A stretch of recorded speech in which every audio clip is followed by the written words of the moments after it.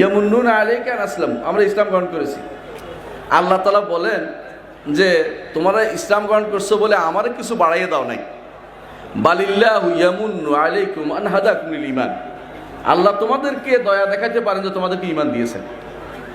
যাকে ঈমান দেয়া হয়নি, দুনিয়ার যত নেয়ামত থাকুক না কেন, সে সবচেয়ে বড় হতভাগা। সবচেয়ে বড় হতভাগা হচ্ছে ওই ব্যক্তি যাকে ঈমান দেয়া হয়নি। এজন্য কোরআনে কারীম নাজিল হয়েছে ঈমানের জন্য। নবী রাসূলরা সবাই আসছে ঈমানের জন্য। আল্লাহ জান্নাত জাহান্নাম নির্ধারণ করেছেন ঈমানের জন্য। বদরের যুদ্ধ হইতে হইতে সকল যুদ্ধ হয়েছে কেন? ঈমানের জন্য। রাসূলকে মদিনা ছাড়তে হয়েছে ঈমানের কারণে, আর কোনো কারণ নাই। সব শুনতে তারা রাজি আছে, কিন্তু ঈমান শুনতে রাজি নেই। এখন যদি বলে তাদের তো একটা ঈমান ছিল, হ্যাঁ, প্রত্যেকেরই কিছু না কিছু ঈমান আছে। ঈমান কি যখন আমরা আলোচনা করব তখন বুঝতে পারবেন আসলে ঈমানটা কি জিনিস, কতজন মানুষে ঈমান ধারণ করে, তখন আমরা ইনশাআল্লাহ বুঝতে পারব। কিন্তু একটা কথাই বলছি, ঈমান হচ্ছে সবচেয়ে বড় নেয়ামত, এতে কোনো সন্দেহ নেই। আল্লাহ তাআলা এটাকে সবচেয়ে বড় নেয়ামত ঘোষণা করেছেন। আর ঈমান যার আছে সেই শুধুমাত্র আল্লাহর ওলি হতে পারে, ঠিক কিনা বলেন? ঈমান যার নাই, দুনিয়ার সব আছে, আল্লাহর ওলি হতে পারে না। এমন অনেক কাজ আছে যা করে বর্তমানে বাংলাদেশের অনেক বড় বড় লোকেরা ঈমান হারা হয়ে যাচ্ছে, অথচ তারা দাবি করতেছে তারা ঈমানদার। এরা আল্লাহর ওলি দাবি করে, অথচ তারা মুশরিক। আল্লাহ তাআলা বলছে ওয়ামা ইউমিনু আকসারুহুম বিল্লাহি ইল্লা হুম মুশরিকুন, তারা ঈমান আনার দাবি করতেছে অথচ তারা মুশরিক। আরবের মুশরিকরা আল্লাহকে মানতো কিনা বলেন তো? মানতো। আল্লাহর ইবাদত করতো কিনা বলেন তো? করতো। এমনকি এরা হজও করতো। এমনকি তারা জিহাদের সময় আল্লাহর কাছে দোয়া করছে। আবু জাহাল কাবা ধরে দোয়া করতেছে, আল্লাহুম্মা, হে আল্লাহ, যেই ব্যক্তি আমাদের ভাইয়ে ভাইয়ের শত্রুতা লাগিয়ে দিয়েছে, আমাদের দরবার নষ্ট করে দিয়েছে, বিশাল কারবার আমাদেরকে ভাগ করে দিয়েছে, আগামী দিন আল্লাহ তারে পিছিয়ে ফেলুন। দোয়া করতেছে কার কাছে? আল্লাহর কাছে দোয়া করতেছে আবু জাহাল। অথচ আবু জাহালের বিরুদ্ধেই রাসূলের যুদ্ধ। তাহলে কেন যুদ্ধটা করলো বলেন তো? ঈমানের সমস্যা ছিল তার। যে আবু জাহাল আল্লাহকে মানতো, আল্লাহকে মানলেই ঈমান হয়ে যায় না। শুধু আল্লাহকে মানছি এটা বললেই ঈমানদার হয়ে যায় না, আল্লাহকে মানার মতো মানতে হবে। নামকে ওয়াস্তে ঈমান যথেষ্ট হয় না। এই নামকে ওয়াস্তে ঈমানের কারণেই এরা দূরে সরে গেছে, আল্লাহর কাছে তাদের ঈমান গ্রহণযোগ্য হয় নাই। রাসূলুল্লাহ সাল্লাল্লাহু আলাইহি ওয়াসাল্লাম যখন মক্কাতে ইসলামের কথা বলেছেন, তখন তারা কিন্তু এসেছিল, সবাই এসে বলেছিল, আপনি যদি কোনো সুন্দরী নারী চান তো বিয়ে করাই দেব, আপনি যদি কোনো রাজত্ব চান আমরা রাজা বানাই দিব, আপনি যদি কোনো বিশেষ কোনো উদ্দেশ্য থাকে সেটা আমাদের বলেন, সেটা করে দেব। কিন্তু রাসূলুল্লাহ সাল্লাল্লাহু আলাইহি ওয়াসাল্লাম বলেছেন, আমি তো একটা জিনিস চাই, সেটা হচ্ছে একমাত্র আল্লাহর ইবাদত হবে, আর কারো ইবাদত হবে না। তাহলে একমাত্র ইবাদত হতে হবে, আর কারো ইবাদত হতে পারবে না। আমাদের সমস্যা হচ্ছে কি, ইবাদত কি সেটাই বুঝি না, ইবাদত কার কিসের নাম সেটাই বুঝি না। যেই জিনিস আল্লাহ ভালোবাসেন এবং আল্লাহ পছন্দ করেন, যেই জিনিস আল্লাহ ভালোবাসেন এবং আল্লাহ পছন্দ করেন, এমন প্রত্যেকটি কথা কাজ প্রকাশ্য হোক বা অপ্রকাশ্য হোক, অন্তরের ভিতর থাকুক বাইরে করুন, এটাই ইবাদত। তবে করতে হবে দুই পদ্ধতিতে, হয় পরিপূর্ণ ভালোবাসা না পরিপূর্ণ বিনয় দিয়ে। পরিপূর্ণ ভালোবাসা বিনয় একসাথে হলে এটা ইবাদত হয়ে যায়। সেটা আল্লাহর জন্য হতে হলে আল্লাহর পছন্দের জিনিস দিয়ে হতে হয়। দুনিয়ার বুকে আজ এমন অবস্থা হয়ে গেছে, মানুষ কখনো কখনো আল্লাহর নামে শপথ দিলে শপথ করতে রাজি হয় না। হয় আল্লাহর নামে শপথ করলে তার শপথ আসে, কিন্তু যদি পীরের নামে শপথ করতে বলা হয় তার মুখে আর শপথ আসে না। বুঝছেন তো কাকে বেশি ভালোবাসছে? কাকে বেশি ভালোবাসলো? পীরকে। এরকম অনেক মানুষকে আপনি দেখবেন, অর্থ হচ্ছে ঈমান বুঝেনি, ইমানটা বুঝতে হবে যে ইমানের কারণে আপনি জান্নাতে যাবেন, যে ইমানের কারণে জাহান্নাম থেকে মুক্তি পাবেন, যে ইমানের কারণে আপনাকে আপনাকে হত্যা থেকে মুক্তি দেওয়া হবে, যে ইমানের কারণে যুদ্ধ করা হবে না, যে ইমানের কারণে নবী রাসূলগণ প্রেরিত হয়েছেন, যে ইমানের কারণে কোরআন নাজিল হয়েছে, যে ইমানের কারণে রাসূলুল্লাহ সাল্লাল্লাহু আলাইহি ওয়াসাল্লাম যুদ্ধ করেছেন, রাসূলুল্লাহ সাল্লাল্লাহু আলাইহি ওয়াসাল্লাম তিনি যে ইমানের কারণে তিনি প্রতারিত হয়েছেন, কষ্ট পেয়েছেন, তিনি তাকে মারা হয়েছে, আঘাত করা হয়েছে, তায়েফ থেকে ফিরে এসেছেন, সেই ইমানটা হচ্ছে, সেই ইমানটা কি আমাদের বোঝা দরকার। যুগ যুগ ধরে একটা জিনিস সবাই জানি, ঈমান অর্থ কি বলেন তো? ঈমান অর্থ কি?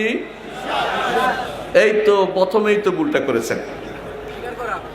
ঈমান অর্থ কখনো বিশ্বাস নয়। এইখান থেকে একজন বলেছেন, সঠিক কথা বলেছেন, ঈমান অর্থ হচ্ছে স্বীকার করা।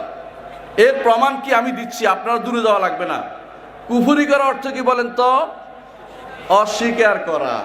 তাহলে ঈমান যেহেতু কুফরির বিপরীত, ঈমান অর্থ কি? স্বীকার করা। ঈমান অর্থ কি?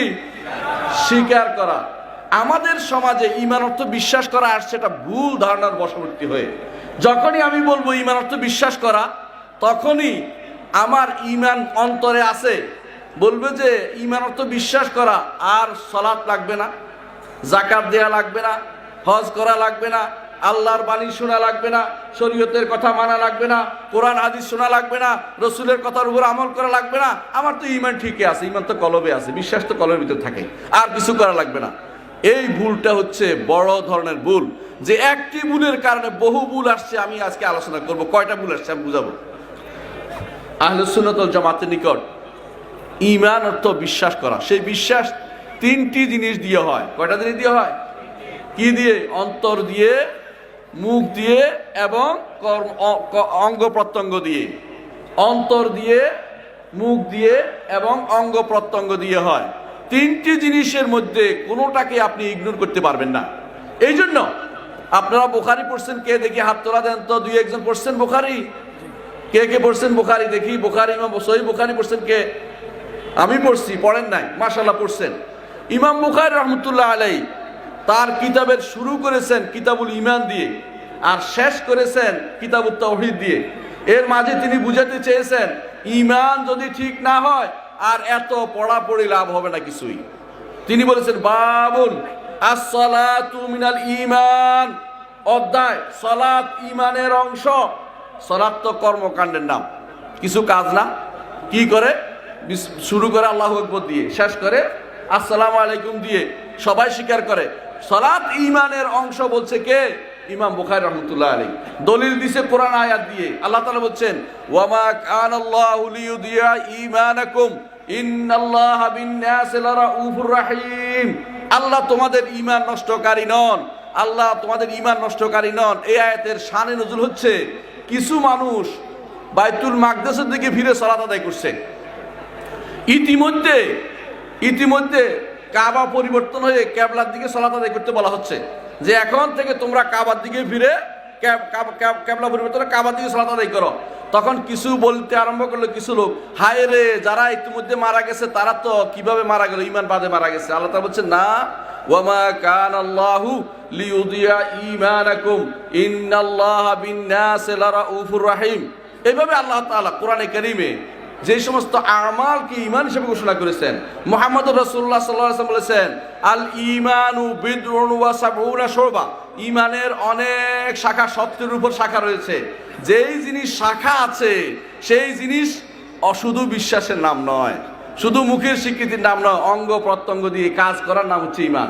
এই তিনটি জিনিস যতক্ষণ পর্যন্ত কমপ্লিট না হবে কোনো মানুষ ঈমানের দাবি করতে পারে না, ভুল ঈমানের দাবি করবে। তাহলে আহলুস সুন্নাত ওয়াল জামাতের নিকট কয়টি জিনিস ঈমান হবে?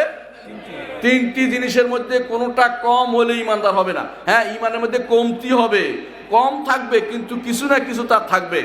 কিন্তু যারা বলে ঈমান অর্থ শুধুমাত্র বিশ্বাস, তারা কোত্থেকে আসছে এটা আবার বলতে চাচ্ছি, সেটা বুঝতে হবে। কেন? ঈমান অর্থ বিশ্বাস হয় যখন ঈমানের পরে লাম আসে। আরবি ভাষাতে আমানা লাহু ও আমানা বিহি দুটো শব্দ আছে। আমানতু বিল্লাহি বলেন না, আমানতু বিল্লাহ এটা অর্থ আমি স্বীকৃতি দিচ্ছি, কিন্তু আমানা লাহু লুতুন, লুতের কথায় বিশ্বাস করলো। ওয়ামা আনতা বিমুমিনিন লানা ওয়ালাউ কুন্না সাদিকিন, ইয়াকুব আলাইহিস সালাতু ওয়াস সালামের সন্তানরা বলল, বাবা আমরা যত সত্যবাদী হই আপনি আমাদের বিশ্বাস করবেন না। আমানার পরে ঈমানের পরে লাম আসলে তখন তার অর্থ হয় বিশ্বাস করা, আর ঈমানের পরে বা আসলে তার অর্থ হয় স্বীকার করা। আমরা আল্লাহর উপর ঈমান, আমানতু বিল্লাহে, আমানতু লিল্লাহে নয়, আমানতু বিল্লাহে আল্লাহর উপর ঈমান, ফেরেশতাদের উপর ঈমান, সব বা দিয়ে বলি। এটা হচ্ছে স্বীকৃতি দেয়া, অন্তরের স্বীকৃতি, মুখের স্বীকৃতি, কর্মকাণ্ডের স্বীকৃতি। তিন স্বীকৃতি না হলে ঈমান পূর্ণ হয় না। এখন বলেন ভুলটা কোথায় হয়েছে? ভুলটা হয়েছে একটা কথা মনে রাখবেন, ঈমান কি অনেক জিনিসের নাম না ঈমান এক জিনিসের নাম? এটা হচ্ছে সমস্যা হয়েছে। আহলুস সুন্নাত ওয়াল জামাত বলে ঈমান অনেকগুলো জিনিসের নাম। ঈমান শুধুমাত্র একটা ফোঁটার নাম নয় যে এই ফোঁটা চলে গেলে সব চলে গেল, এটা নয়। ঈমান অনেকগুলো জিনিসের নাম। সালাত ঈমানের অংশ, যাকাত ঈমানের অংশ, হজ ঈমানের অংশ, এমন কালেমা ঈমানের অংশ, এমনকি রাস্তা থেকে খড়কুটে কাঁটাদায়ক জিনিস ফেলে দেও ঈমানের অংশ। শোরবাত হায়া লজ্জা ঈমানের অংশ। তহুর শত্রুল ঈমান পবিত্রতা ঈমানের অংশ। আহলুস সুন্নাত ওয়াল জামাত বলে কোরআন হাদিস ভর্তি যে ঈমানের অনেক অংশ রয়েছে, ঈমান একটি জিনিসের নাম নয়। যারা ঈমান একটি জিনিসের নাম বলছে এরা বলে যে অন্তরের মধ্যে আসছে যথেষ্ট, আবার এক গোষ্ঠী বলে মুখে থাকলে যথেষ্ট, আবার এক গোষ্ঠী বলে অন্তরে মুখে থাকলে যথেষ্ট। না, তিনটা নয়, অন্তর, মুখে এবং কর্মকাণ্ডে থাকতে হবে, তাহলে তার ঈমান, তাহলে ঈমানদার হতে পারবে না, ঈমানদার হতে পারবে না। এখন বলতে পারেন যদি তাই বলেন তিনটা কি সমান কিনা? তিনটাই ঈমান হওয়ার ক্ষেত্রে সমান, কিন্তু স্তর রয়েছে। আল্লাহ তাআলা কোরআনে কারীমে স্তর বর্ণনা করেছেন। কিভাবে বলছেন? আল্লাহ তাআলা কোরআনে কারীম বলেছেন, যারা আল্লাহর অত্যন্ত নেককার বান্দা তারা অনেক উপরে অবস্থান করে, কারণ তারা আল্লাহ তাআলার এই ঈমানিয়ত সবগুলি যথাযথভাবে পালন করে। এরা হলো মুহসিন। এরা কি? মুহসিন। আর যারা ঈমানের স্তরটা কোন রকম ফরজ স্তরটা পালন করেন তারা হচ্ছে মুমিন। আর যারা কোন রকম নিম্ন স্তরে আছেন, গুনাহ করেন, খালাতু আমালান সালিহান ওয়া আখরা সাইয়্যান, এরা হচ্ছে মুসলিম পর্যায়ের। ঈমানের তিনটি স্তরকে স্বীকার করে নিতে হবে। একটি হচ্ছে মুসলিম, একটি হচ্ছে মুমিন, একটি হচ্ছে মুহসিন। এইটাই আল্লাহ তাআলা কোরআনে কারীম বলেছেন, সুম্মা আওরাসনাল কিতাবাল্লাযীনা আসতাফাইনাহুম মিন ইবাদিনা ফামিনহুম যালিমুল লিনাফসিহি, তারা হচ্ছে মুসলিম পর্যায়ের। ওয়া মিনহুম মুকতাসিদ, আর মধ্যম পর্যায়ে আছে, এরা হলো মুমিন পর্যায়ের। ওয়া মিনহুম সাবিকুম বিল খায়রাত, যারা ন্যায় করতে করতে উপরে উঠে গেছে এরা হচ্ছে মুহসিন পর্যায়ের। যাদের আল্লাহ তাআলা বলছে ইন্নাল্লাহ ইউহিব্বুল মুহসিনিন, আল্লাহ মুহসিনদের ভালোবাসেন। তাহলে আমরা দেখতে পাচ্ছেন ঈমানের অবশ্যই একটি জিনিসের নাম, বহু জিনিসের সম্মিলন নাম হচ্ছে ঈমান। কেউ যদি একটি জিনিস বলে তখন সে মনে করে সে দুনিয়ার কোনো কথা শোনে না, শুধুমাত্র শুনেছে, ঈমান থাকলে হলো, বাপের ঘরে জন্মগ্রহণ করছে, তার ঈমান রয়ে গেছে। এখন যত শিরিকে করে, বেদাত করে, ঈমান আর যায় না তার। যত শিরিক করে, কুফরি করে, মুনাফিকি করে, ঈমান যায় না। কারণ আমার অন্তরে আছে, অন্তরে তো ঢুকার রাস্তা কি আমার আছে? কেউ কি অন্তরে ঢুকতে পারে কারো? হ্যাঁ বলেন, কথা বলেন, কেউ কি অন্তরে ঢুকতে পারে কারো? এখন বলে কি আমার ঈমান তো আমার অন্তরে আছে, তোমাকে কথা বলছে কে? দেখবেন যে সালাত আদায় করে না, অথচ রাসূলুল্লাহ সাল্লাল্লাহু আলাইহি ওয়াসাল্লাম বলেছেন বাইনাল ঈমানি ওয়া বাইনাল কুফরি তারকুস সালাহ, ঈমান এবং কুফরের মধ্যে পার্থক্য হচ্ছে সালাত ত্যাগ করা। সালাত ত্যাগ করলে আল আহদুল্লাযী বাইনানা ওয়া বাইনাহুম সালাহ, আমাদের মধ্যে এবং কাফেরদের মধ্যে পার্থক্য হচ্ছে সালাতের। ফামান তারাকাহা ফাকাদ কাফারা, যে কেউ সালাত ত্যাগ করবে সে কাফের হয়ে যাবে। কারণ ঈমানের পরিচয়, আমলি পরিচয় হচ্ছে সালাতের মাধ্যমে।